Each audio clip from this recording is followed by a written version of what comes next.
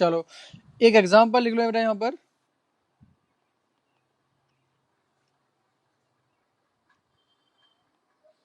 ये x axis, ये Y axis और ये जेड एक्सिस, ठीक है।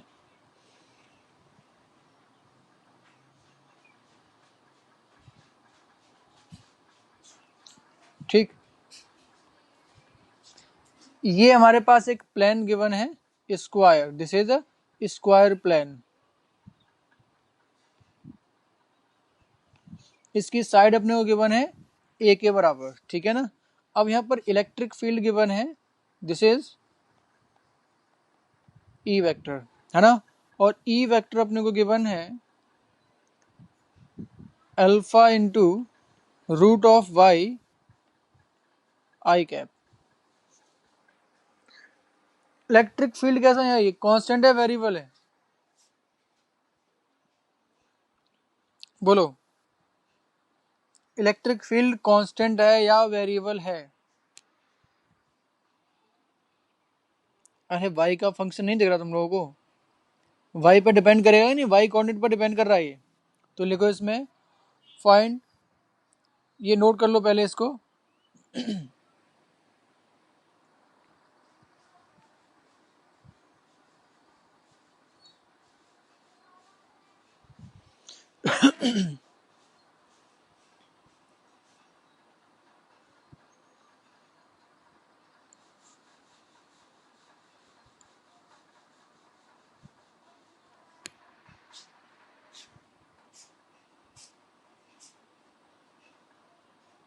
नोट कर लिया?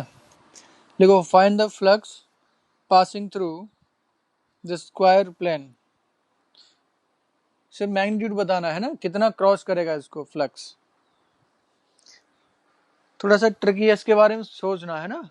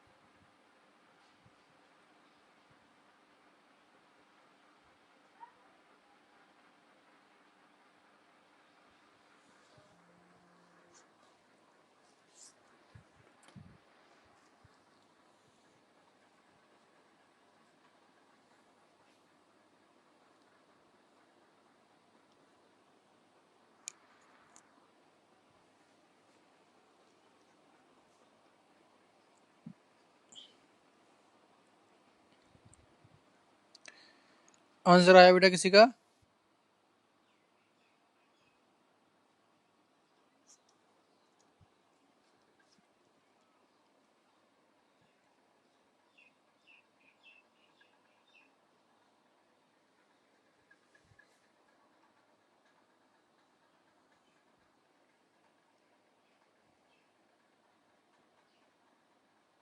अल्फा कांस्टेंट है यहाँ पर, ठीक है ना। जो अल्फा है वो क्या क्या है यहाँ पर? कांस्टेंट।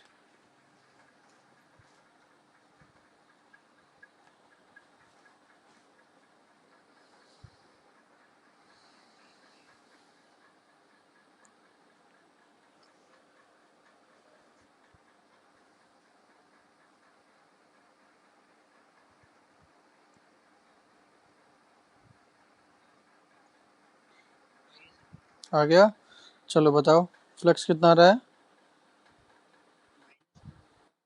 माइनस, माइनस हटा दो, हमें तो मैग्नीट्यूड चाहिए ना कितना। अब अगर तुमने इधर से माना है तो ये अलग हो जाएगा, प्लस हो जाएगी तो माइनस हो जाएगा। तो हमें ऐसा क्रॉसिंग वाला दिखना है, कितना क्रॉस कर रहा है वो बताओ।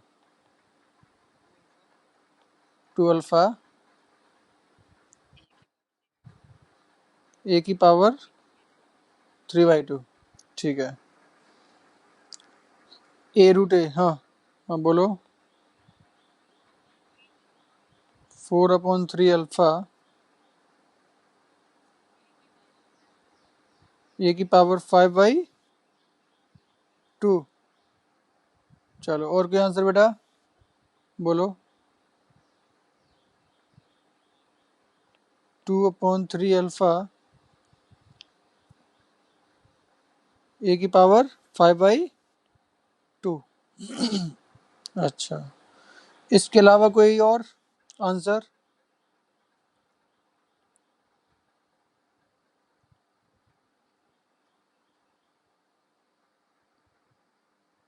लोग के अंदर आंसर आएगी नहीं?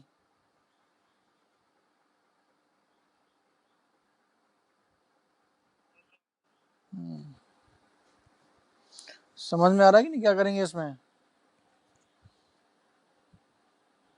चलो फिर शुरू करें। इसको थोड़ा सा सही से साफ सुथरा बनाता हूँ फिगर को।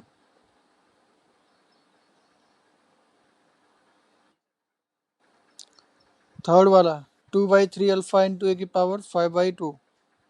अच्छा, अतुल तुम्हारा आंसर क्या आ रहा है? ठीक ठीक, ये जेड एक्सिस, ठीक है। तो जेड एक्सिस यानी कि इस वाले प्लेन में यहाँ पर एक सरफेस गिवन है, ठीक है। 2/3, 2/3 आ रहा है बेटा, ये 5 आ रहा है। अच्छा चलो देखते हैं।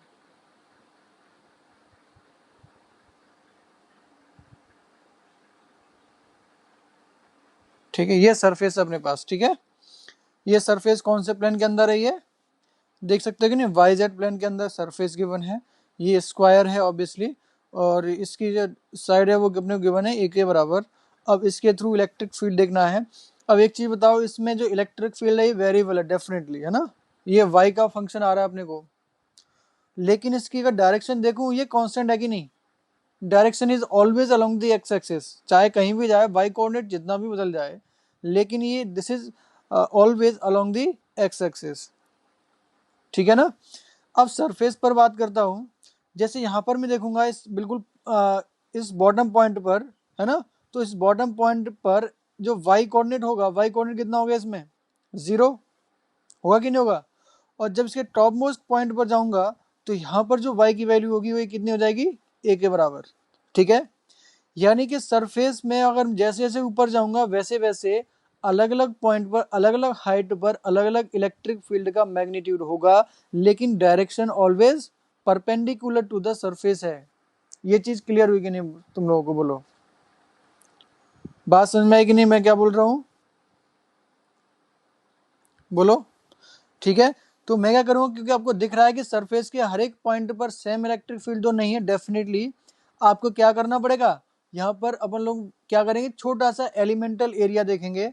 उस एलिमेंटल एरिया के लिए फाइंड आउट करेंगे कि इलेक्ट्रिक फ्लक्स कितना है, और उसको इंटीग्रेट कर देंगे ओवर द सरफेस, ठीक है। तो क्या करते हैं यहाँ पर देखो,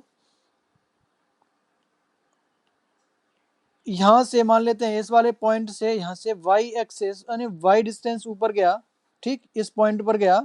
यहाँ से मैंने डी वाई विड्थ का एक एलिमेंट कंसिडर किया। कितनी विड्थ का कंसिडर किया बेटा? ये डी वाई विड्थ का, ठीक है ना। ये जो डिस्टेंस है ये डी वाई है। तो क्या मुझे बता सकते हो कि इसका जो एलिमेंटल एरिया होगा, एरिया डी ए में कितना लिख सकता हूँ? कितना हो जाएगा बेटा ये area, elemental area? Y into D Y, ठीक है कि नहीं? वाई इंटू डी वाई होगा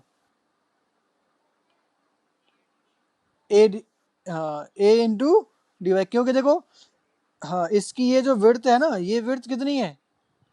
ये हमारे पास ए गिवन है, ठीक है। ऊपर कितना है? डी वाई, तो कितना हो जाएगा बेटा ये ए इंटू डी वाई के बराबर। ये एलिमेंट का एरिया हो गया। अब यहाँ पर इलेक्ट्रिक फील्ड देखूं, this is perpendicular to the plane, और ये हमारे पास इलेक्ट्रिक फील्ड गिवन है यहाँ पर, क्योंकि वाई एक्सेस ऊपर है। यहाँ पर इस वाले सरफेस के लिए ओवर द सरफेस, क्योंकि बहुत छोटा सा एरिया है, वाई में बहुत ज़्यादा डिफरेंस नहीं आ रहा है। हम इसको इस ये जो एलिमेंट आ रहा है एलिमेंटल, तो इसको हर एक जगह में वाई कोऑर्डिनेट मान सकता हो कि नहीं? इसका जो वाई कोऑर्डिनेट है वो हर एक पॉइंट के लिए सेम है। तो यहाँ पर जो इलेक्ट्रिक फील्ड होगा इसको मैं लिख सकता हूँ, this is alpha root Y, इस डायरेक्शन में। तो यहाँ से flux passing through the elemental surface कितना होगा वो फाइंड आउट कर सकते हैं कि नहीं? तो लिख सकते हैं यहाँ से flux passing through the elemental surface.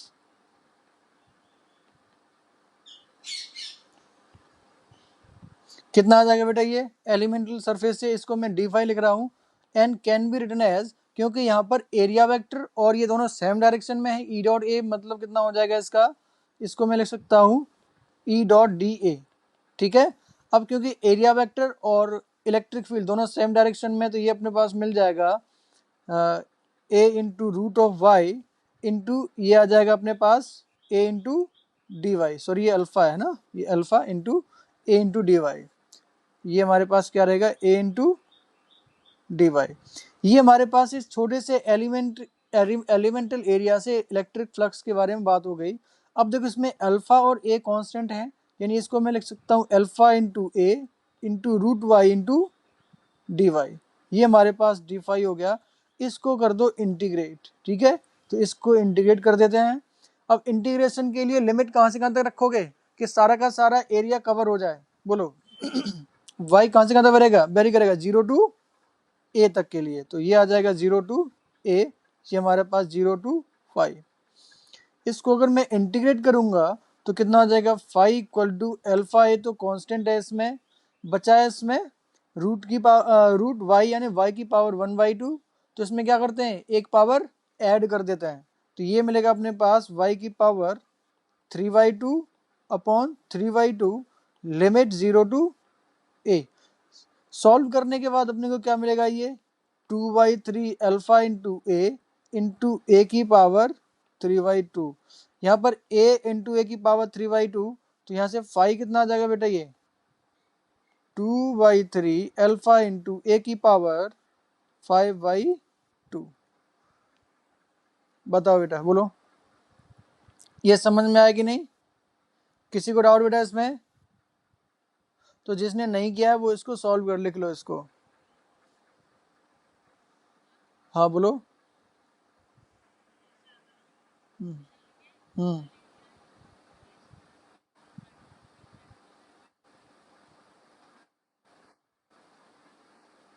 D equal to,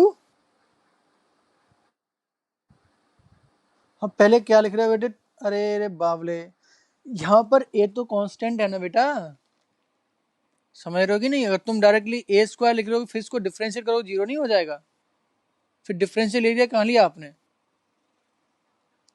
यहाँ पर वेरिएबल क्या लिया तुमने, कुछ नहीं लिया यहाँ पर, आपने सिंपली क्या किया टोटल का लिख दिया है ना। जैसे मान लो कि ए की जगह 10 मैंने ले लिया, 10 मीटर ए की जगह ले लिया, अब तुम इसका स्क्वायर करोगे कितना आ जाएगा 100 स्क्वायर, डिफरेंशिएट करोगे तो कितना हो जाएगा 0, है ना। इससे ऐसे नहीं निकालते अपन लोग, डिफरेंशियल एरिया जैसे अपन लोग पहले करते आए हैं वैसे ही करेंगे, छोटा सा एलिमेंट। अब एरिया लेने का अलग अलग तरीका हो सकता है, कहीं पर एरिया अपन लोग सर्कुलर लेते हैं, कहीं पर स्फेरिकल शेप में लेते हैं, कहीं सिलेंड्रिकल लेते हैं, है ना, डिपेंडिंग अपॉन द सिचुएशन। यहाँ पर रेक्टेंगुलर मिल रहा है अपने को, वैसे निकालते हैं अपन लोग, ठीक है, समझ रहे हो कि नहीं, बोलो। चलो ठीक है, इसमें बेटा किसी को डाउट, प्रियांश है कि नहीं इसमें, आ गया? चलो तो आगे चलते हैं, इसमें एक और शानदार से एग्जांपल करते हैं, ठीक है। एग्जांपल लिखो,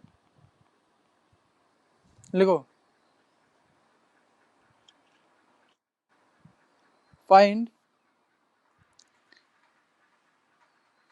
the net flux produced by the point charge plus Q. Net flux produced by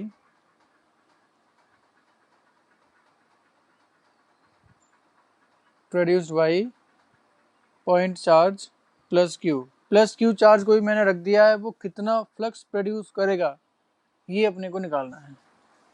try कर सकते हो कि बताना शुरू करूं? ट्राई करोगे, वेरी गुड, ट्राई करो।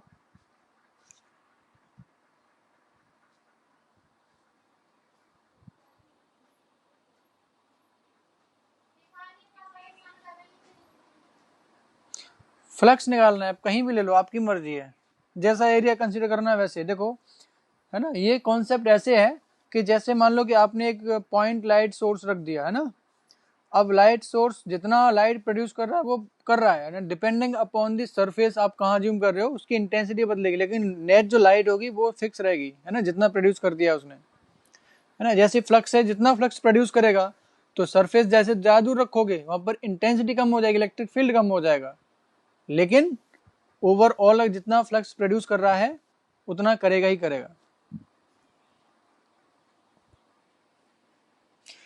तो बेहतर होगा कि तुम लोग इसमें देखो, क्योंकि आप इसको सोच सकते हो कि इसका जो इलेक्ट्रिक फील्ड लाइन होगी वो कैसी होंगी, इलेक्ट्रिक फ्लक्स यूनी डायरेक्शनल होगा इसमें, है ना, सॉरी, इसमें सारी डायरेक्शन में होने वाला इलेक्ट्रिक फील्ड, है ना, यूनिफॉर्मली डिस्ट्रीब्यूट होगा हर एक डायरेक्शन में। हाँ ठीक, डाइवर्जन, हाँ डाइवर्जन बोल देंगे उसको, बाहर की तरफ जाएगा सब जगह, एक स्फीयर टाइप का बनेगा ये, ठीक है ना।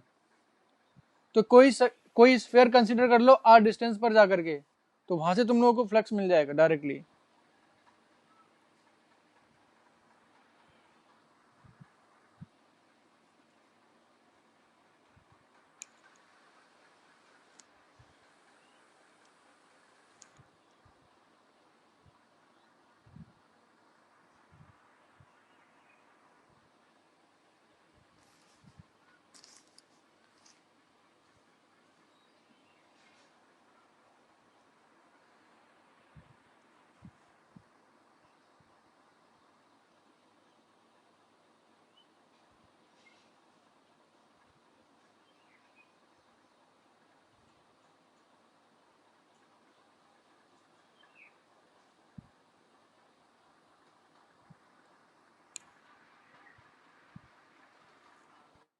आ गया, बोलो।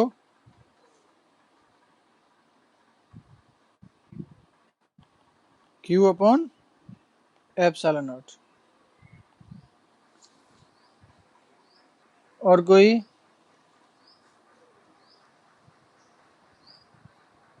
इतना ही आ रहा है, गुड।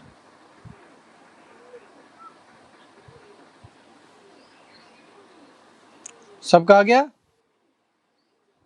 चलो शुरू करते हैं इसको।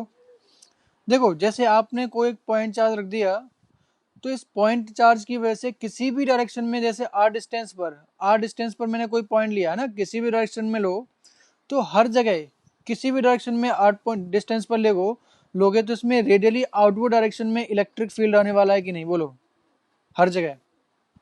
और क्योंकि ये सेम डिस्टेंस है, आर डिस्टेंस पर ले रहे हो, तो ऑब्वियसली बात है यहाँ पर ये जो मिलने वाला है same amount of electric field होगा, है ना, मैग्नीट्यूड वाइज भी सेम रहने वाला है। तो आसानी के लिए मैं क्या करता हूँ, यहाँ पर एक स्फीयर कंसीडर करता हूँ ऑफ रेडियस, इस तरीके का मैंने एक स्फीयर कंसीडर कर लिया, साफ सुथरा बना देता हूँ इसको।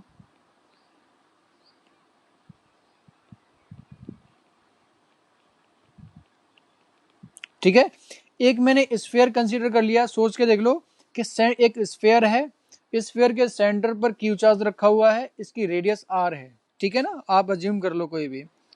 अब देखो इस स्फीयर पर मैं इलेक्ट्रिक फील्ड अगर देखूंगा, क्या वो परपेंडिकुलर टू द सरफेस होगा कि नहीं, किसी भी पॉइंट पे अगर देखोगे आप, तो बोलो, किसी भी पॉइंट पर देखोगे तो परपेंडिकुलर डायरेक्शन में होना चाहिए कि नहीं होना चाहिए, बोलो। ये समझ में आ रहा है कि नहीं, ये तो स्फीयर की प्रॉपर्टी है कि नहीं, कि सरफेस से परपेंडिकुलर डायरेक्शन में होता है अगर सेंटर से कोई भी लाइन ज्वाइन कर दूं तो, ठीक है। तो ये radial vector always perpendicular to the, तो यहाँ पर इलेक्ट्रिक फील्ड होगा, ये भी परपेंडिकुलर होगा। अब देखो इसमें ये सरफेस मैंने क्यों कंसीडर की है, क्योंकि इससे इंटीग्रेशन की प्रोसेस आसान हो जाएगी। पहली बात कि कोई भी आप जैसे मान लो कि मैंने एक यहाँ पर एलिमेंटल सरफेस एरिया कंसीडर किया है ना, ये D A, this is D A, इसका जो एरिया वेक्टर होगा, क्या एरिया वेक्टर भी इसी डायरेक्शन में होगा कि नहीं होगा, बोलो, है ना, ये डी ए मिलेगा कि नहीं मिलेगा बताओ। और यहाँ इलेक्ट्रिक फील्ड भी इसी डायरेक्शन में है, ठीक है। तो यहाँ से मैं देख सकता हूँ the angle between E vector and D A vector, this is equal to 0 degree, दिख रहा है कि नहीं दिख रहा है। तो इस छोटे से एलिमेंट से कितना इलेक्ट्रिक फ्लक्स पास कर रहा है ये निकाल सकते हैं कि नहीं। सो अपन लोग निकाल सकते हैं कि D phi, this can be written as E dot D A, ठीक है ना, इस पॉइंट पर electric field into D A, ठीक है कि नहीं। अब यहाँ पर क्योंकि यहाँ पर cos फाई 0 है तो इसको मैं लिख सकता हूँ E इंटू डी ए के बराबर, क्योंकि यहाँ पर cos फाई 1 हो जाएगा, ठीक है ना, फाई 0 है। तो ये हमारे पास इलेक्ट्रिक फील्ड यहाँ से कितना हो जाएगा r डिस्टेंस पर q पॉइंट की वजह से, ये आ जाएगा अपने पास KQ upon r square into D A, ठीक है। अब देखो ये हमारे पास डी फाई एलिमेंट, एक छोटे से एलिमेंट से कितना फ्लक्स पास हो रहा है ये पता चल रहा है, और ये जो फ्लक्स आया है वो किसकी वजह से है, इस चार्ज क्यू की वजह से। अगर टोटल फ्लक्स देखना है अपने को कितना फ्लक्स प्रोड्यूस कर रहा है तो आपको क्या करना पड़ेगा, इसको इंटीग्रेट करना पड़ेगा for the whole surface, whole spherical surface.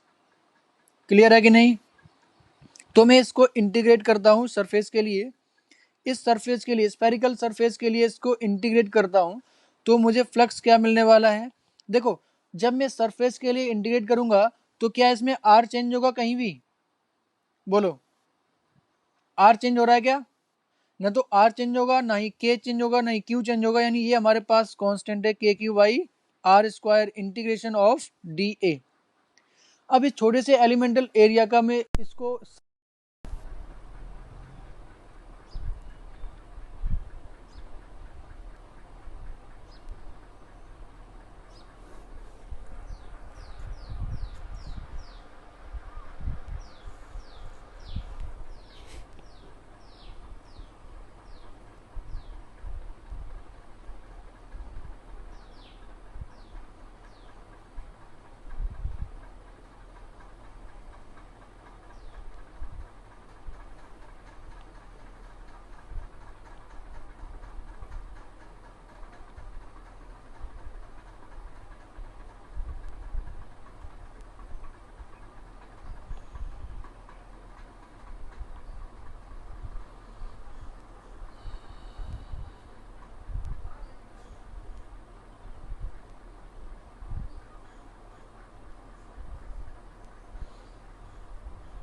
40 minute लगता है पूरे हो गए ना, इसलिए डिस्कनेक्ट हो गया था।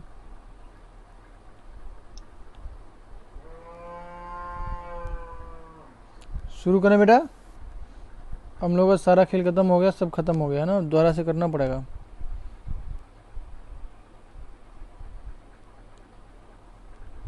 सारे बच्चे आ गए, शुरू करें बेटा, बोलो। तो हम लोगों ने क्या माना था कि एक अपन लोगों ने एक स्फेरिकल सरफेस कंसीडर की थी सच दैट कि यहाँ पर जो चार्ज है, charge is placed at the centre of the sphere. तो यहाँ से अपन लोगों ने क्या माना था कि ये आर डिस्टेंस, आर रेडियस है इसकी, यहाँ पर एक एलिमेंटल एरिया कंसिडर किया, दिस इज एलिमेंटल एरिया, ठीक है। तो क्योंकि एरिया जो वेक्टर देखूंगा तो नॉर्मल टू द सरफेस होता है, तो ये normal to the surface radially outward direction में होगा, ठीक है, this is the area vector. और यहाँ पर जो इलेक्ट्रिक फील्ड होगा वो भी रेडियली आउटवर्ड डायरेक्शन में होगा, ठीक है। और इस इलेक्ट्रिक फील्ड की जो वैल्यू होगी that can be written as K Q upon R square. तो छोटे से एरिया से के थ्रू फ्लक्स कितना पास करेगा, D phi can be written as E dot D A, ठीक है। अब क्योंकि इसको मैं ओपन करूंगा तो इसको लिख सकता हूँ ई इंटू डी ए के बराबर, इसको मैं लिख सकता हूँ ई इंटू डी ए के बराबर।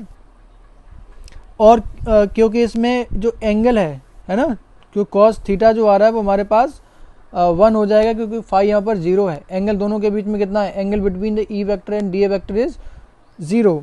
सो ये हमारे पास 1 हो गया छोटा सा एलिमेंट की वजह से। तो ये आ जाएगा K Q by R square into D A के बराबर। अब क्योंकि ये कम्प्लीटली कांस्टेंट है, ठीक है, अगर मैं इसको इंटीग्रेट करूँगा, ये लिमिट लगाएंगे, लिमिट लगाने की ज़रूरत ही नहीं पड़ेगी अपने को। तो यहाँ से फाई आ जाएगा के क्यू अपॉन इस R square integration of D A. और आपको पता है कि इंटीग्रेशन ऑफ डी ए अगर ओवर द सरफेस इसको इंटीग्रेट करूँगा, है ना, ओवर द सरफेस इंटीग्रेट करूँगा, तो जो स्फेरिकल सरफेस है इसका इंटीग्रेशन कितना आएगा, बोलो। छोटे छोटे एलिमेंटल यहाँ पर एरिया को ऐड करूँगा तो सारा सरफेस कितना मिल जाएगा अपने को, सरफेस एरिया, बताओ। अरे बोलोगे कि नहीं। इंटीग्रेशन कितना आ जाएगा बेटा इसका, 4 पाई, बोलो, के क्यू अपॉन, हाँ 4 पाई इंटू आर स्क्वायर, ठीक है।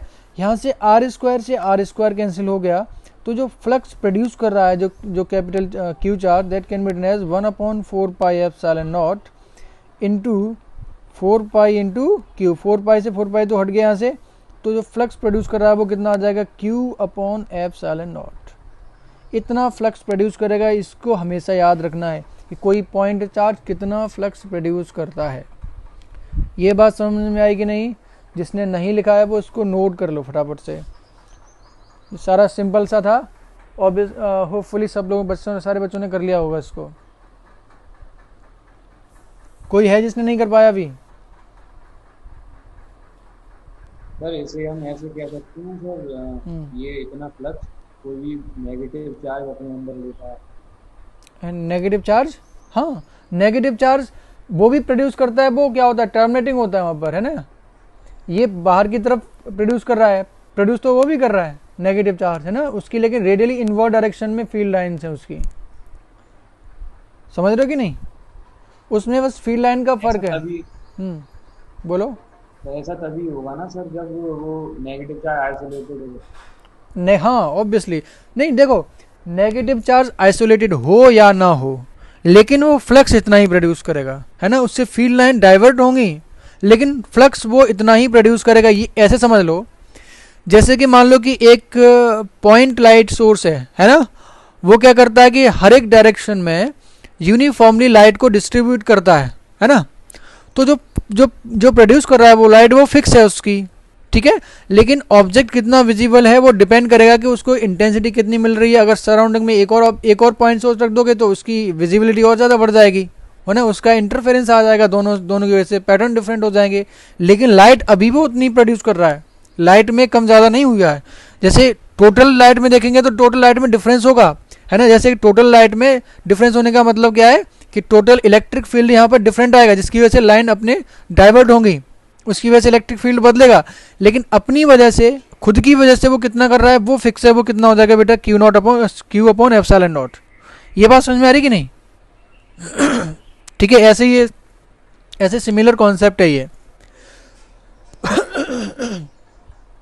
अब यहाँ एक चीज देखो समझने वाली।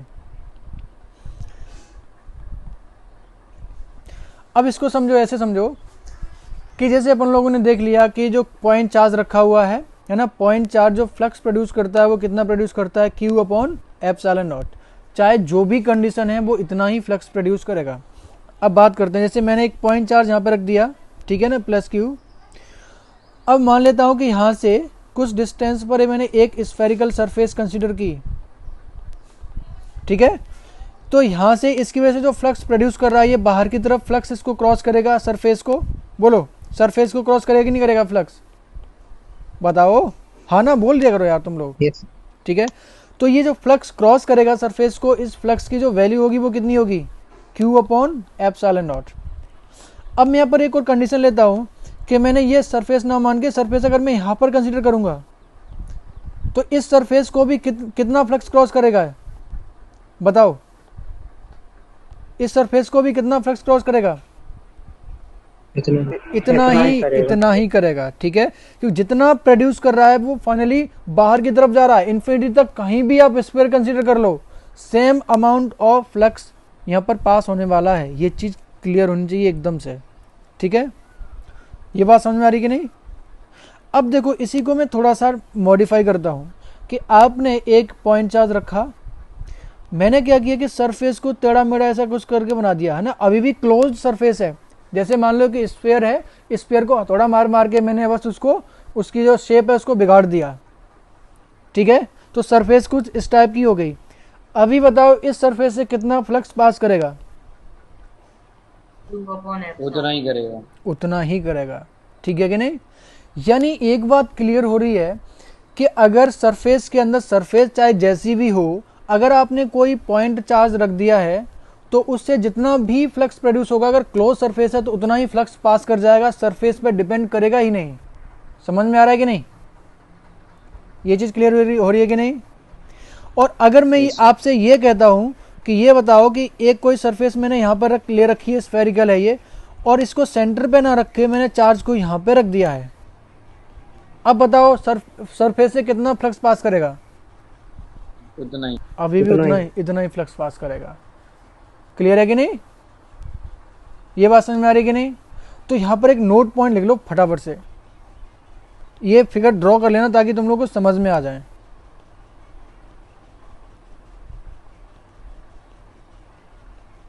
यहाँ भी फ्लक्स कितना आ जाएगा, Q अपॉन एप्सिलॉन नॉट।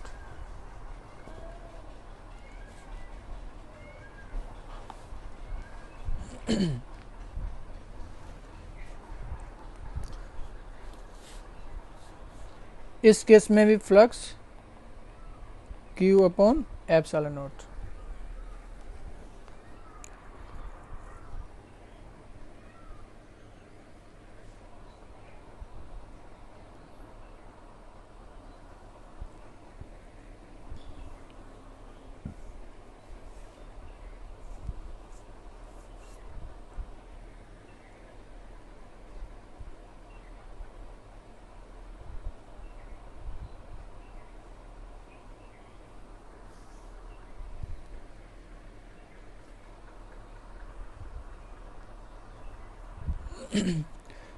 बेटा बना लिया इसको?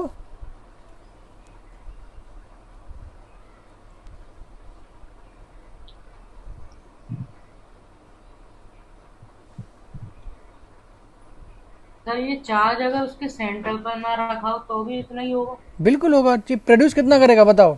जितना प्रोड्यूस करेगा ये पास तो उसको करना ही होगा कि नहीं करना होगा? जितना भी फ्लक्स प्रोड्यूस कर रहा है ये देखो, सोचो, ये देखो दिख रहा है कि नहीं?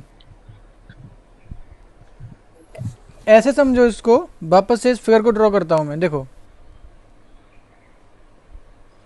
जैसे कि आपने एक प्लस क्यू चार्ज रखा है यहाँ पर, ठीक है ना, एक प्लस क्यू चार्ज रखा हुआ है यहाँ पर ये, तो ये फ्लक्स यूनिफॉर्मली हर एक डायरेक्शन में कितना कितना फ्लक्स ये प्रोड्यूस करने वाला है ये पता है कि नहीं? टोटल फ्लक्स बोलो, ये पता है कि नहीं अपने को? ये टोटल फ्लक्स प्रोड्यूस कर रहा है वो कितना है? Phi equal to Q naught by epsilon naught. अगर आपने कोई एनक्लोजिंग इसको कवर करते हुए कोई भी सरफेस कंसीडर कर ली, चाहे वो कैसे भी रख लो, इस यूं करके ना कहीं भी रख दो, तो जितना फ्लक्स आ रहा है ये क्रॉस कर ही रहा है ना इसको, बताओ दिख रहा है कि नहीं? सारा का सारा जो भी फ्लक्स लाइन है वो क्रॉस करेंगे ही करेंगे इसको, सरफेस को, दिख रहा है कि नहीं? तो जितना प्रोड्यूस करेगा वो क्रॉस करेगा ही, अगर आपने एनक्लोज्ड कर दिया, उसको बंद कर दिया सरफेस के अंदर तो, ठीक है कि नहीं? एक इमेजिनरी सरफेस आपने कंसीडर की है यहाँ पर। ये बात क्लियर हुई कि नहीं बेटा मोहक? Yes sir. हाँ, तो यहाँ पर नोट पॉइंट लिख लो। बना लिया फिगर को? बना लिया कि नहीं? Yes yes sir. चलो लिखो, if the charge Q is enclosed, charge Q is enclosed by a closed surface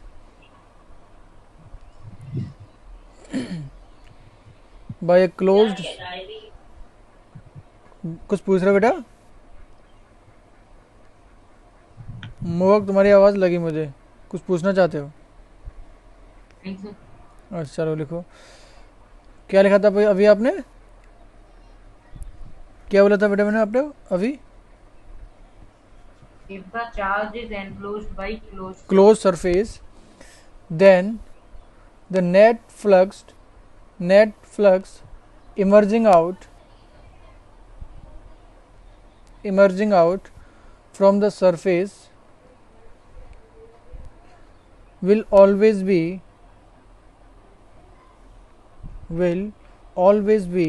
equal to Q upon epsilon naught, irrespective of shape of surface, irrespective of shape of surface।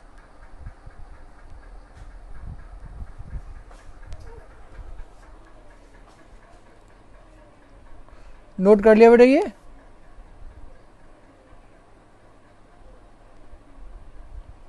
Note हो गया? चलो अब देखो इसी चीज़ का एक और counter point देखो, कि जैसे मान लेते हैं आप लोगों ने क्या किया कि एक प्लस चार्ज यहाँ पे रखा Q1 और साथ में एक चार्ज यहाँ पे रखा प्लस Q2, ठीक है ना, ये दो पॉइंट पर, यहाँ पर और यहाँ पर। अब क्या करते हैं कि मान लो कि मैंने यहाँ पर एक एक एनक्लोज करने वाली एक सरफेस ड्रॉ कर दिया ना, जो इन दोनों चार्ज को कंबाइन कर रही है। क्या मुझे बता सकते हो कि यहाँ से इमर्जिंग आउट जो फ्लक्स होगा वो फ्लक्स कितना आएगा इस केस में, flux passing through the surface? Q1 plus Q2 upon epsilon naught. Very good, है ना, पासिंग थ्रू सरफेस। इस केस में कितना आएगा देखो, इसकी वजह से कितना फ्लक्स पास करेगा ये अपने को पता है, ठीक है कि नहीं? ये कितना फ्लक्स प्रोड्यूस करेगा? Q1 upon epsilon not. और ये कितना करेगा? Q2 upon epsilon not. तो दोनों का मिला करके ये बाहर जाएगा, ये भी करेगा और ये भी फ्लक्स प्रोड्यूस करेगा। तो इस दोनों की वजह से अपन लोग बता सकते हैं कितना फ्लक्स बाहर जाने वाला है। वो टोटल फ्लक्स आ जाएगा फाई इक्वल टू, तो ऊधम करो यहाँ, तो पता है पढ़ा रहे, चल मोने वाले चल नीचे हो, मैं नीचे, अरे जाने दे।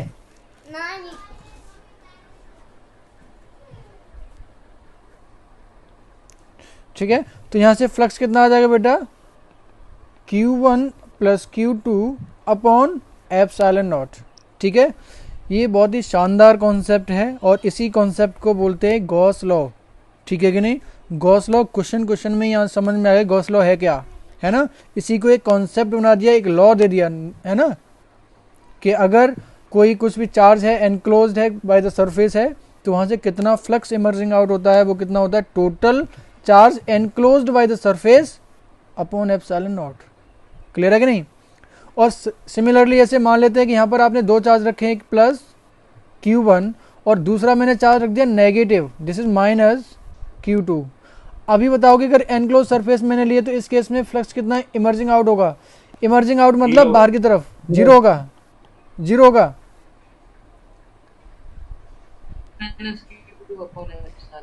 देखो यहाँ होगा जब ये दोनों बराबर, हाँ ठीक है, अब देखो इसकी वजह से बाहर की तरफ फ्लक्स जाएगा, ठीक है ना, तो इसकी वजह से प्लस आ जाएगा, ये तो प्लस हो जाएगी नहीं, बाहर की तरफ बाहर जा रहा है इसमें सरफेस से, ठीक है, और इसकी वजह से अंदर की तरफ आएगा, यानी इसमें फ्लक्स नेगेटिव हो जाएगा Q2 की वजह से। तो टोटल फ्लक्स कितना होगा? Q1 upon epsilon not minus Q2 upon epsilon not, यानी टोटल कितना आ जाएगा? Q1 minus Q2 upon epsilon not. ये बात क्लियर हुई कि नहीं? इसी को उसी में लिख लेना ना, जो नोट पॉइंट लिखवाया उसी के अंदर लिख लेना एग्जांपल करके। हाँ बोलो, बता बेटा। अगर इस स्फीयर के बाहर अगर कोई चार्ज रख दे तो इस पे इफेक्ट पड़ेगा कुछ? अभी देखते हैं उसको भी, है ना, अभी के लिए बस इतना रखो, ठीक है, अभी उसको भी देखते हैं।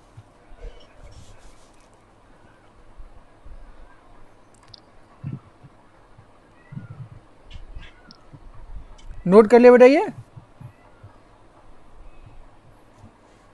1 मिनट प्लीज।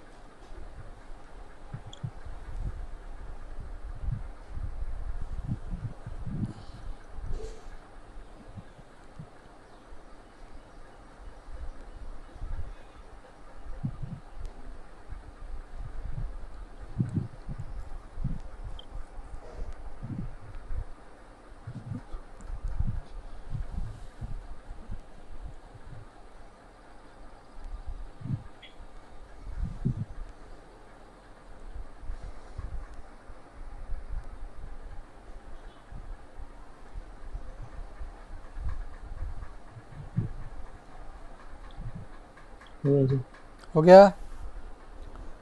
सारे बच्चों नोट कर लिए इसको? अब चलो एक और चीज़ देखते हैं जिस डाउट इसने पूछा है। देखो कि मैंने क्या किया कि यहाँ पर एक चार्ज रख दिया, ठीक है, Q प्लस Q चार्ज रखा हुआ है।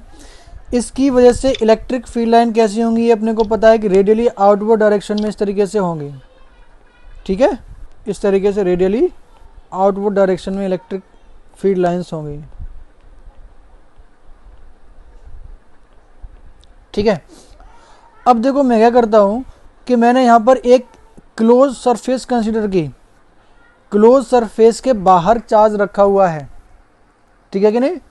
क्लोज सरफेस के बाहर चार्ज रखा हुआ है, ध्यान रखना, अंदर नहीं है। अंदर होता है तो कितना होता है अपने को पता है। अब मैंने बाहर चार्ज रख दिया, अब ये था इस क्लोज सरफेस से कितना फ्लक्स पास आउट कर रहा है थ्रू दिस चार्ज, इस चार्ज की वजह से कितना पास करेगा बताओ, 0 कितना पास करेगा? 0 जीरो। क्या इस चीज को सारे बच्चे बोल सकते हैं कि जीरो पास करेगा सरफेस से? और anyone can deny this concept कि जीरो पास, जीरो नहीं होगा, कुछ आएगा, होना चाहिए, बताओ। देखो यहाँ पर कि जैसे मान लो कि यहाँ फॉर एग्जांपल कि 3 लाइन यहाँ से क्रॉस कर रही है, ये वाली जो इसको क्रॉस कर रही हैं, जब इस सरफेस पर देखूंगा तो यहाँ पर ये फ्लक्स इंटर कर रहा है, क्योंकि सेम अमाउंट, जितना फ्लक्स यहाँ से इंटर करेगा उतना ही फ्लक्स यहाँ से पास आउट कर जाएगा, बाहर निकल जाएगा। समझ में दिख रहा है कि नहीं दिख रहा है ये चीज़ क्लियर हो रही है कि नहीं? जितना इधर सरफेस से इंटर कर रहा है उतना ही यहाँ से बाहर जा रहा है, दिख रहा है कि नहीं? तो इसका मतलब यहाँ पर फाई इन जो इंटर कर रहा है this is equal to phi out. तो अगर टोटल फ्लक्स देखूंगा मैं तो यहाँ पर कितना आ जाएगा इस केस में? 0। इसमें बेटा किसी को तकलीफ? बोलो। तो क्लोज सरफेस है, क्लोज सरफेस से कितना फ्लक्स पास करेगा ये डिपेंड करता है उसी चार्ज पर जो चार्ज एनक्लोज्ड है बाय द सरफेस। बाहर चार्ज कितना रखा हुआ है, ऑब्वियसली इलेक्ट्रिक फील्ड सरफेस के अलग अलग पॉइंट पर डिफरेंट हो जाएगा इस चार्ज की वजह से, लेकिन नेट फ्लक्स में देखूंगा तो उसमें कोई फर्क नहीं पड़ेगा। ये चीज़ क्लियर हो रही है कि नहीं बताओ? किसी को डाउट है बेटा इसमें? तो दोबारा बता दो, नेट डिस्कनेक्ट हो गया था सर। अच्छा देखो, देखो जैसे मैंने चार्ज यहाँ पर क्यों रखा, इसकी फील्ड लाइन जो ना येलो कलर की जो मैंने मार्क बना रखा है ये फील्ड लाइन है इसकी, और यहाँ पर ब्लू लाइन से मैंने ये क्लोज सरफेस ली है। तो क्लोज सरफेस में ये देखो कितना फ्लक्स यहाँ से बाहर की तरफ जा रहा है। अगर मैं देखूँ तो इस सरफेस पे यहाँ पर देखो, यहाँ पर ये इंटर कर रहा है, जितना फ्लक्स इसमें सरफेस में इंटर करेगा उतना ही एग्जिट करेगा। दिख रहा है कि नहीं? ये 3 फ्लक्स लाइन मैंने यहाँ पर कंसिडर की है, ये इंटर कर रहा है 3 फ्लक्स लाइन, और 3 ही फ्लक्स लाइन बाहर की तरफ निकल जाएंगी। तो कोई किसी भी टाइप की क्लोज सरफेस ले लो, ठीक है, किसी भी टाइप की, आप जो भी मर्जी हो वो ले लो, और उसमें देखो इसमें कि जितना फ्लक्स इंटर करेगा बाहर वाले चार्ज की वजह से उतना ही पास कर जाएगा, यानी टोटल फ्लक्स जो पास आउट करने वाला है वो कितना हो जाएगा? 0 ऑलवेज, ठीक है ना? Net emerging flux through the enclose surface due to the charge outside the surface is always 0, ठीक है? चाहो तो इसको यहाँ पर नीचे पॉइंट लिख लेना, लिख लो इसको। सर हाँ बोलो।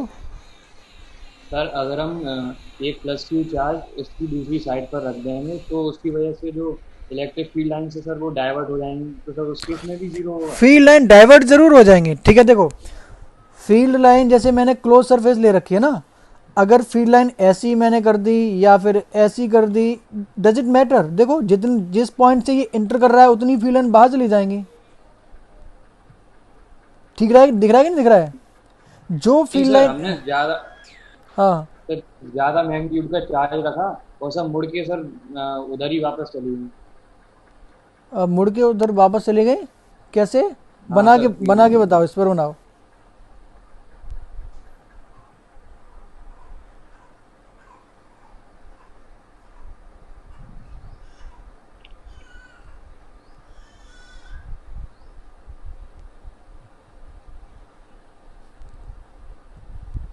हाँ बिल्कुल बिल्कुल, चलो समझ गया। तुम्हारा मतलब क्या है कि कुछ इस तरीके से है ना, फील्ड लाइन कुछ इस तरीके से आई और वापस निकली, यही बोल रहे हो ना? Yes sir. हाँ चलो, इस सरफेस के बारे में सोचो, है ना? अब देखो यहाँ पर फील्ड लाइन इंटर कर रही है और यहाँ पर एग्जिट कर रही है कि नहीं? देखो जरा, आ गया ना? हाँ, तो एक चीज़ पर ऑलवेज ध्यान रखना कि अगर एनक्लोज सरफेस है उससे कितना फ्लक्स आउट होगा, बाहर की तरफ जाएगा, वो डिपेंड करेगा कि कितना चार्ज एनक्लोज्ड है। जो बाहर चार्ज रखा है उसकी वजह से ध्यान रखना, इलेक्ट्रिक फील्ड बदलेगा सरफेस के हर एक पॉइंट पर, डिफरेंट जगह फील्ड बदल जाएगा, लेकिन net flux emerging out will not change, ठीक है? तो इस चीज़ को लिख लो यहाँ पर, इसी के नीचे यहाँ पर लिख लो जो मैंने अभी बताया था, यहाँ पर लिख लो इसमें। सर ये कैसे कह सकते हैं जितना अंदर जा रहा है फ्लक्स उतना ही बाहर निकलेगा? हाँ, ये कैसे कह सकते हैं? अच्छा, इस वाले फिगर में देख के बताओ मुझे, बताओ इसमें जितना 3 फ्लक्स लाइन एंटर कर रही है तो 3 बाहर जा रही है कि नहीं जा रही? कोई भी ऐसी कंडीशन बता के दो, कैसी भी फील्ड लाइन ड्रॉ करके देख लो, है ना, कैसी मर्जी आए, एनक्लोज्ड है, ठीक है। तो डेफिनेटली देखो, एक बात तो क्लियर है कि जहाँ पर चार्ज, जैसे तुमने मान लो कि इसके अंदर कोई चार्ज नहीं रखा है, तो डेफिनेटली चार्ज यहाँ पर जो फील्ड लाइन है वो टर्मिनेट तो नहीं होगी, जो आ रही है वो बाहर निकलेगी, ठीक है, और जो बाहर जा रही है तो कहीं ना कहीं से इंटर की होगी उसमें, समझ रहे हो कि नहीं? तो यहाँ पर डेफिनेटली उतनी जो भी फील्ड लाइन इंटर करेगी वो बाहर जाएगी, अगर कोई भी चार्ज इसके अंदर नहीं रखा हुआ आपने, तो समझ रहे हो कि नहीं? सर यहाँ पे इलेक्ट्रिक फील्ड ज्यादा है, एरिया कम है, और यहाँ पे इलेक्ट्रिक नहीं, फील्ड कम है, इससे- एरिया ज्यादा है, तो इससे- सर उससे क्लियर कैसे हो सकता है कि बराबर ही होंगे ये? क्लियर फील्ड लाइन बेटा इधर फ्लक्स क्या होता है? Group of field line, number of field line होती है, ठीक है कि नहीं? नहीं ना, field number of field lines होती हैं। वहाँ पर देखो फील्ड लाइन की डेंसिटी अलग चीज़ है कि डेंसिटी कितनी है, density represents the magnitude of electric field strength, वो चीज़ अलग है। लेकिन अगर मैं कहता हूँ 10 फील्ड लाइन्स हैं, 10 फील्ड लाइन अगर ब्रॉडर हो रही हैं, ये भी देखो, ये भी, तो चाहे ये यहाँ भी फील्ड उतना ही है और इधर भी जा रहा है, ये भी फील्ड उतना ही है ना, number of field line same ही है, क्लियर है कि नहीं? डेंसर होने से देखो, अभी इससे पहले भी ये क्वेश्चन आ जाना चाहिए, अगर क्वेश्चन यही था तुम्हारा। देखो इस पॉइंट चार्ज की वजह से, देखो अगर मैं यहाँ पर देखूंगा, इस वाले पॉइंट पर देखो, यहाँ देखूंगा तो यहाँ पर डेंसर फील्ड लाइन है, लेकिन number of field line same है। जब मैं बाहर की तरफ जाऊँगा तो फील्ड लाइन डेंसर नहीं है, लेस डेंस है, लेकिन नंबर ऑफ फील्ड लाइन अभी भी सेम है। तो जितनी फील्ड लाइन इस सरफेस को क्रॉस करेंगी, इस सरफेस को क्रॉस करेंगी, उतनी फील्ड लाइन इस सरफेस को भी क्रॉस करेंगी।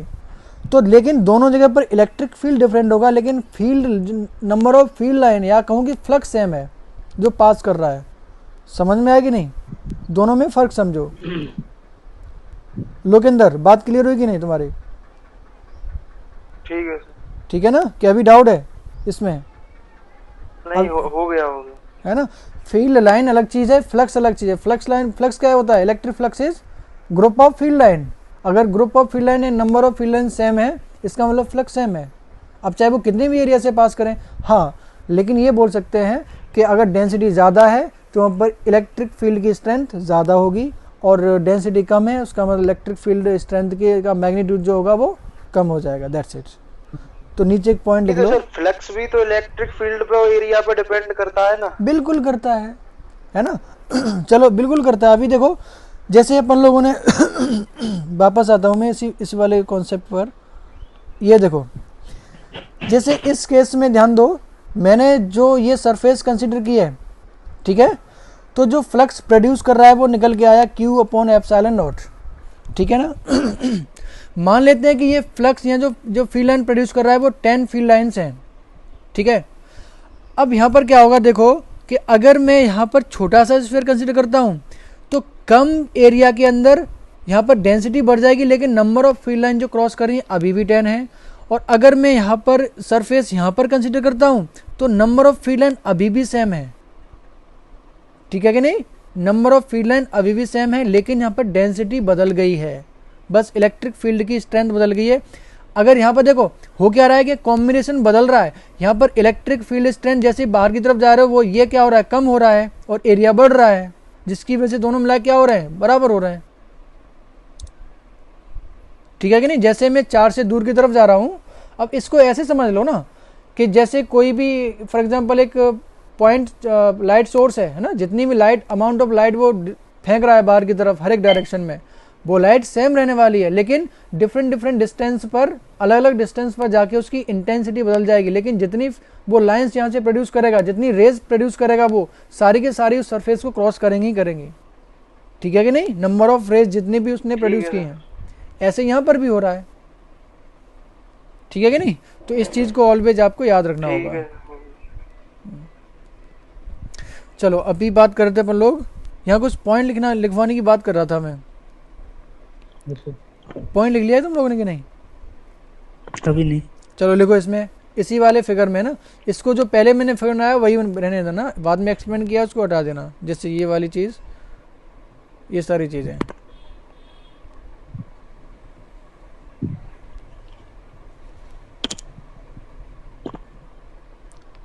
चलो लिखो, इसमें लिख लो the total flux emerging out, total flux emerging out from the closed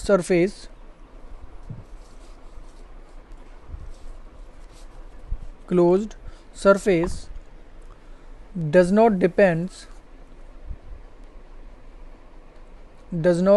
depends on the charge which is outside of the surface, यही कह दो, which is not enclosed by surface, which is not enclosed by the surface.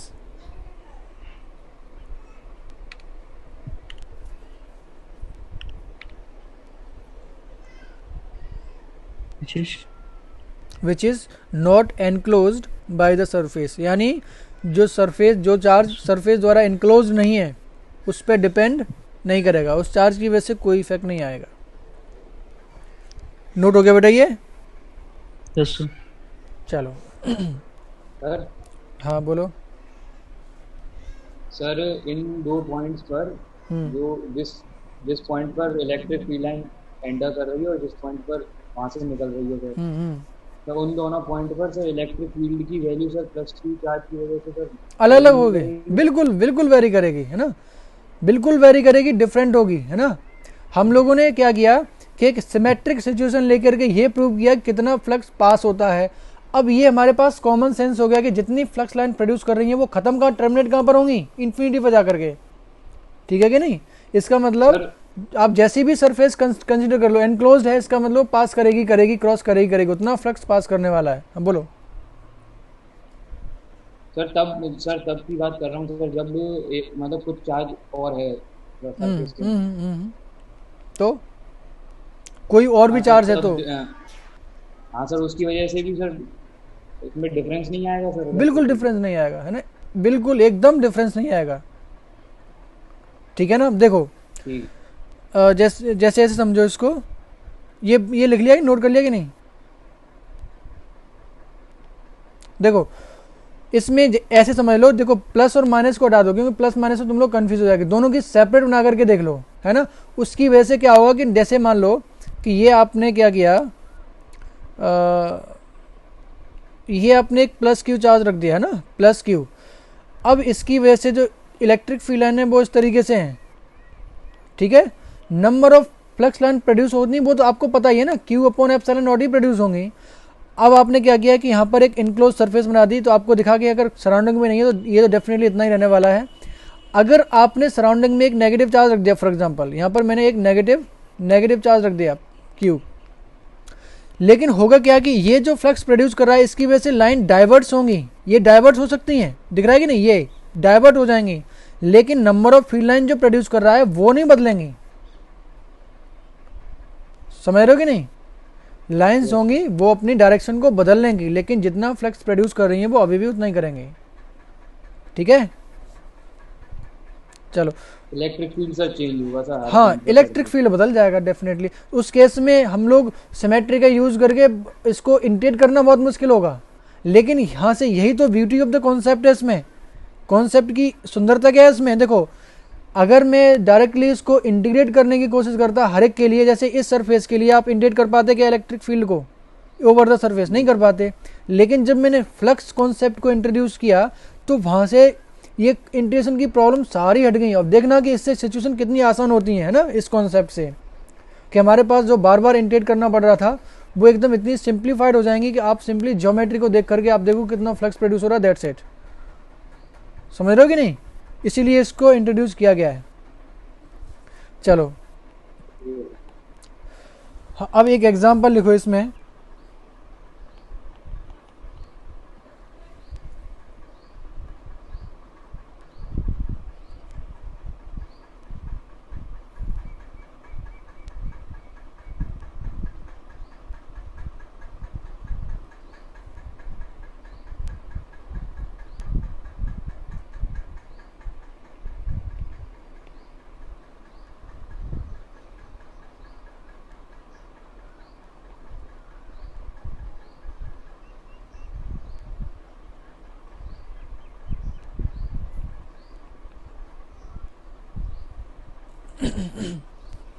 रुको, ये बना लिया क्या बेटा तुम लोगों ने? ये थोड़ा टफ हो जाएगा, इसको हटा दो पहले, है ना। पहले थोड़ा आसान से क्वेश्चन कर लेते हैं इस पर बेस्ड।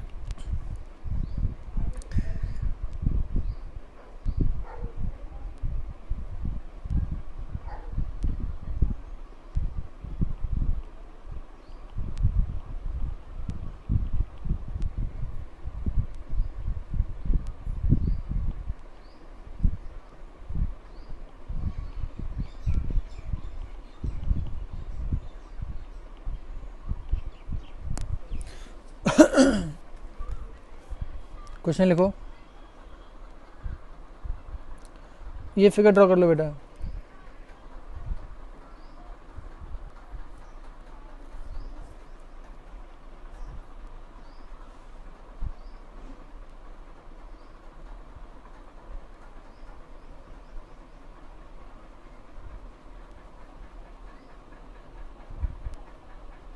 बना लिया बेटा इस फिगर को? बना लिया कि नहीं? Yes sir. तो लिखो question. If the plus Q charge is placed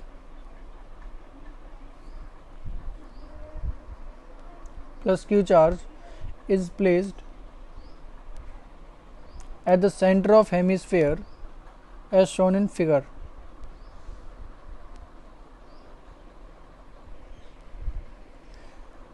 find the flux passing through the hemispherical surface due to point charge. Hemispherical surface due two point charge. Try करोगे, देखोगे तो अगर ये बहुत सिंपल क्वेश्चन है, ये है ना, Q/2 एग्जैक्टली, है ना। सिंपल कैसे हो गया ये? अगर तुम लोग इंटी करते फालतू में दिमाग खराब होता है ना। लेकिन फ्लक्स के कॉन्सेप्ट से देखेंगे अपन लोग, अभी जो सिमेट्री पड़ी है उन चीज़ों से, बड़ा आसान हो गया कि नहीं हुआ ये? कैसे सोच सकते हो बोलो इसमें, बताओ क्या सोचोगे? आपको पता है कि ये फ्लक्स कितना प्रोड्यूस करता है? Q/ε0। कोई भी पॉइंट चार्ज है तो वो फ्लक्स कितना प्रोड्यूस करेगा? Q/ε0। अब देखो, आपको दिख रहा है कि इस हेमिस्फेरिकल सरफेस से कितना पास करेगा। तो उसके लिए मैं क्या करता हूँ, इस स्फीयर को कंप्लीट कर देता हूँ। ठीक है, मैंने क्या किया कि सरफेस को कंप्लीट कर दिया, एक एनक्लोज कर दिया। तो टोटल सरफेस से, कंप्लीट सरफेस से कितना पास करेगा ये फ्लक्स? ये Q/ε0। तो सिमेट्री से देखो, जितना अपर सरफेस से पास करेगा उतना ही लोअर हेमिस्फेरिकल सरफेस से पास करेगा नहीं करेगा? बताओ सिमेट्री से। अरे बोलो हाँ कि ना। ठीक है, तो इसका मतलब जितना फ्लक्स यहाँ से पास करेगा उतना ही फ्लक्स ऊपर वाली सरफेस से पास करेगा। जितना टोटल फ्लक्स प्रोड्यूस कर रहा है उसका जस्ट आधा हेमिस्फेरिकल सरफेस से पास करेगा। तो यहाँ पर लिख सकता हूँ total flux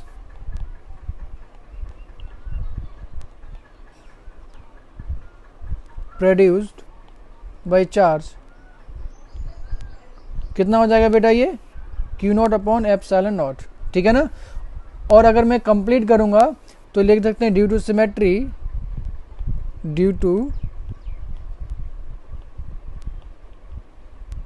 symmetry the same amount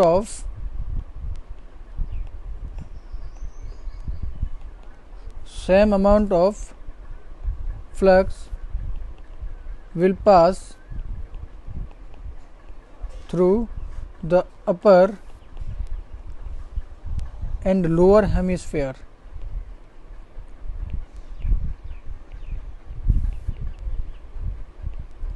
So the flux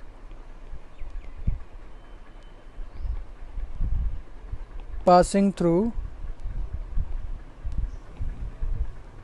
the given hemisphere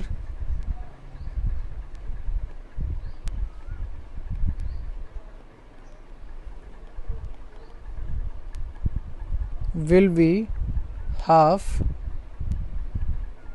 of flux produced। Flux, ठीक है, जितना फ्लक्स प्रोड्यूस करेगा उसका जस्ट हाफ होगा। तो flux can be written as Q/2ε0। बेटा इसमें किसी को तकलीफ है? इसको लिख लेना है ना, ताकि आगे समझ में आ जाए कि क्या गया है इसमें।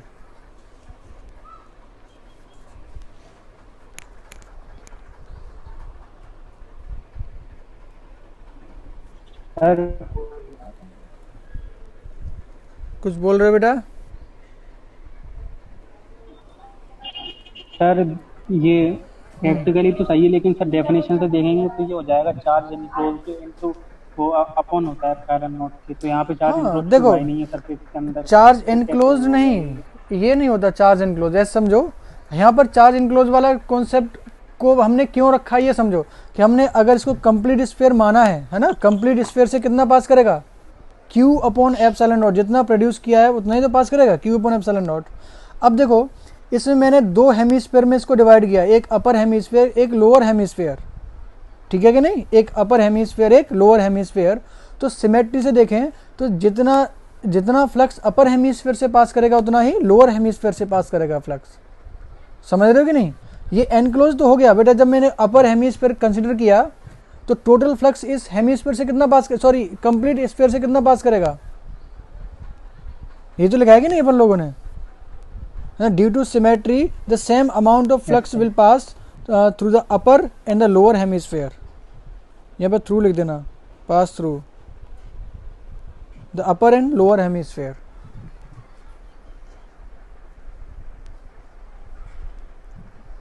अब क्योंकि हमने अपर हेमीस्फीयर कंसीडर किया है, इसका मतलब क्या हो गया, टाइम हो गया।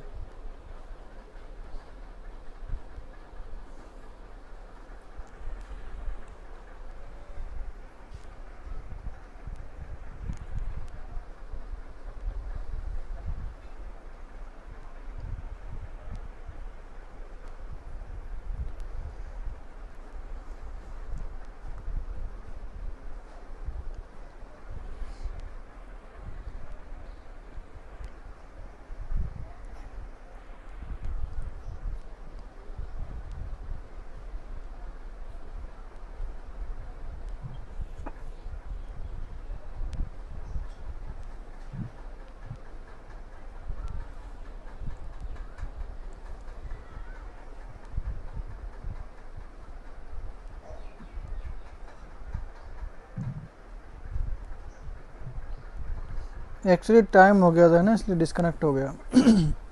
हाँ प्रियांश, बात क्लियर होगी ना तुम्हारी? हमने जब अपर हेमीस्फीयर कंसीडर किया तो पूरा स्फीयर हुआ कि नहीं हुआ वो, तो टोटल जितना भी फ्लक्स प्रोड्यूस करेगा वो स्फीयर से पास कर जाएगा, और टोटल फ्लक्स कितना पास करेगा, Q अपॉन एप्सिलॉन नॉट। और आपको दिख रहा है सिमेट्री से जितना अपर हेमीस्फीयर से पास करेगा उतना ही लोअर हेमीस्फीयर से पास करेगा, तो लोअर हेमीस्फीयर से कितना पास कर जाएगा, Q अपॉन 2 एप्सिलॉन नॉट। ठीक है, चलो यस एक एक एग्जांपल लिख लो इसमें।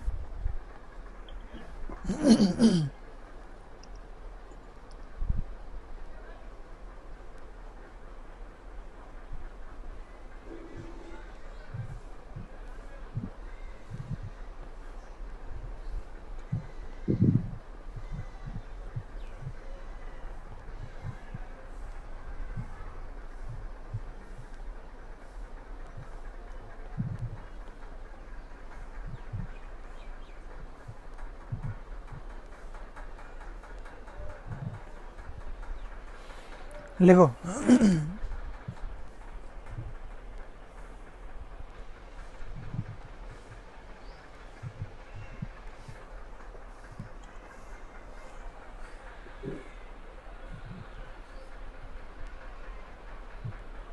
देखो बना लिया बेटा इस फिगर को।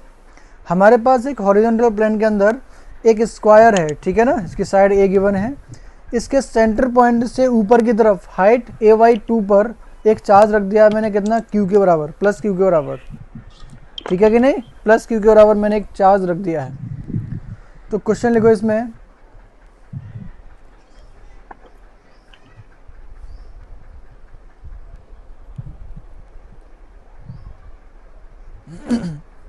लिखो, इफ द चार्ज इज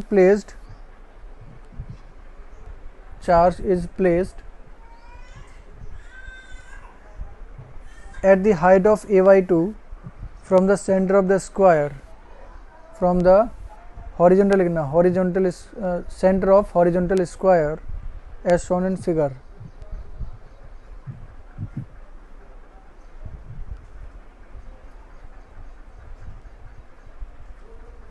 बेटा क्या बोला, जरा एक बार बोलना।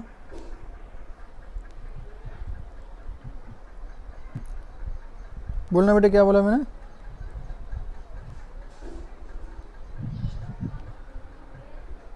If the charge is placed at the height of AY2 from the center of the horizontal square. वैसे सही, ठीक है ना? तो find the flux passing through the square, passing through the square. Q by 6 epsilon not.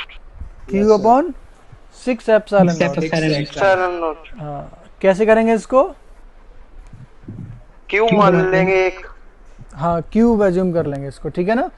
आप क्या करोगे, simply देखो कैसे करेंगे इसको। हम लोग इसको एक क्यूब मान लेंगे, पहले अज्यूम कर लेंगे, कंप्लीट एक क्यूब बना देंगे इसको, ठीक है, इस तरीके से।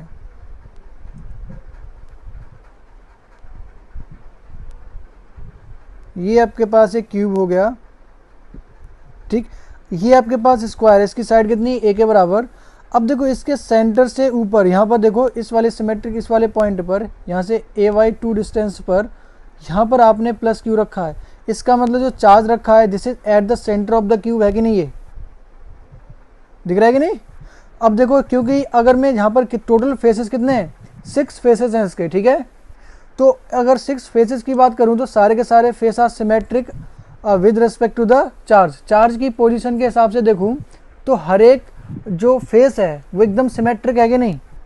किसी के लिए ज़्यादा प्रायोरिटी, किसी के लिए कम प्रायोरिटी वाला तो कोई केस है नहीं ना। हर एक प्रायोरिटी, अगर मैं प्रायोरिटी देखूँ तो हर एक की सेम है, तो हर एक से same amount of flux pass करेगा, ठीक है ना? Same amount of flux pass करेगा, तो एक से मान लेते हैं 5, तो इसका मतलब 1 से 5 पास हो रहा है, तो 6 से कितना हो जाएगा, 6 5, और टोटल पास कितना हो रहा है, क्यू अपॉन एप्सिलॉन नॉट। तो इसको लिख लो, इसको है ना लैंग्वेज फॉर्म में, इसको फिगर को ड्रॉ कर लो इसको और लिख लो।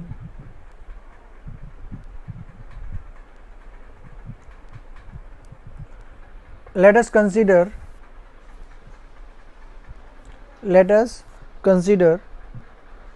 a cube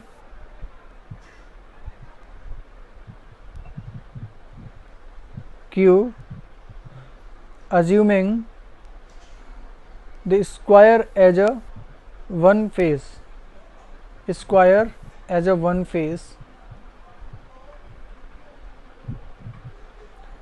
as shown in figure। इस फिगर को बना लेना, as shown in figure। then the charge will be at the center of the cube,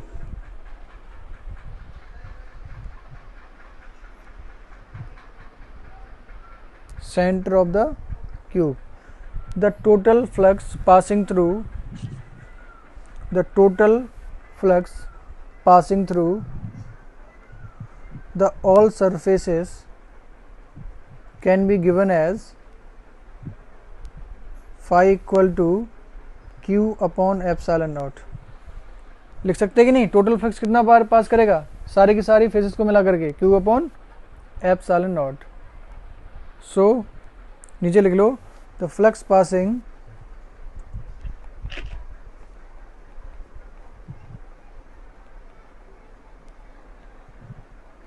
through the one face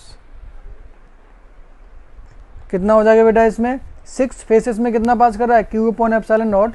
तो बोल सकता हूँ कि 5/6 के बराबर can be done as Q upon 6 epsilon naught. इतना फ्लक्स पास करेगा।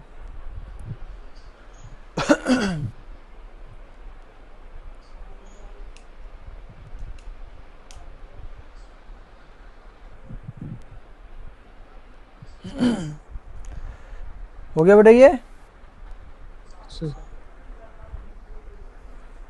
चलो एक शानदार से एग्जांपल देते हैं तुम लोगों के लिए होमवर्क में, ठीक है? करोगे? चलो सर। चलो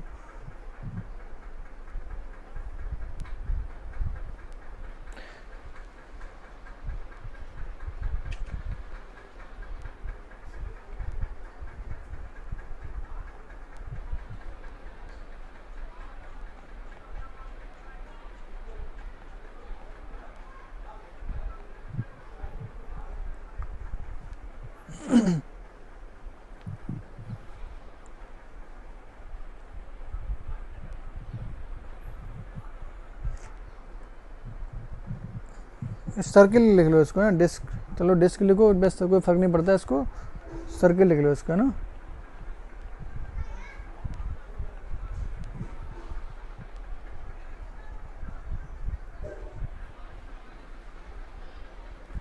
फिगर ड्रॉ कर लिया बेटा? Yes sir. लिखो, हम बना लो बना लो। तो ये रिंग है। हाँ सर्किल है कि सर्किल ड्रॉ कर दिया है ना, एक सर्किल है। अब सर्किल के जो एक्सिस है, एक एक्सियल पॉइंट मैंने एक एक्सियल पोजीशन पर जाकर के एक चार्ज रख दिया एक्स डिस्टेंस पर जाकर के प्लस क्यू चार्ज, ठीक है कि नहीं।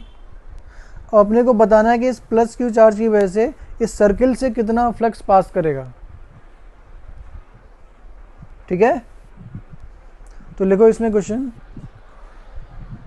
Find the flux passing through the circle due to point charge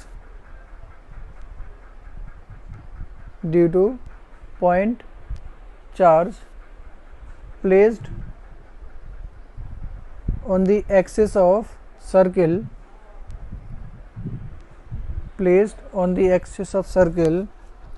at the distance x from the center of circle. Centre of circle as shown in figure. करोगे बेटा इसको? बोलो कैसे करोगे इसको? सिलेंडर एज्यूम हैं? सिलेंडर एज्यूम करके। अच्छा सिलेंडर एज्यूम करके, चलो सिलेंडर एज्यूम कर लेना, ठीक है। चलो इसको करना, ठीक है, कल इसको डिस्कस करेंगे अपन लोग, ठीक। तो आज के लिए बस इतना ही, कल वापस से इसके आगे अपन लोग पढ़ेंगे, ठीक। रिंग है या डिस्क? रिंग मान लो, डिस्क मान लो, हमें जो टोटल एरिया माना है ये वाला, इस एरिया से देखना है कितना फ्लक्स पास करेगा। यहाँ तो मैंने सर्किल ले रखा है ना, जो सर्कुलर एरिया गिवन मान लो इसको, ठीक। तो आज के लिए बस इतना ही, कल आगे वापस से अपन लोग पढ़ेंगे, ठीक है। पूरी कोशिश करना है इसको फाइंड आउट करने की। नमस्ते। नमस्ते बेटा। नमस्ते। नमस्ते बेटा, नमस्ते। नमस्ते सर। नमस्ते बेटा।